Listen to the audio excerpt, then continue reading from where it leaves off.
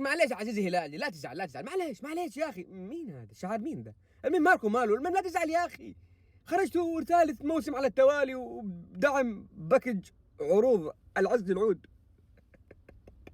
وفي الأخير خرجتوا عادي يا أخي. أهم شيء أنتوا اللي فزتوا على السيتي، أنتوا اللي فزتوا على السيتي يا أخي.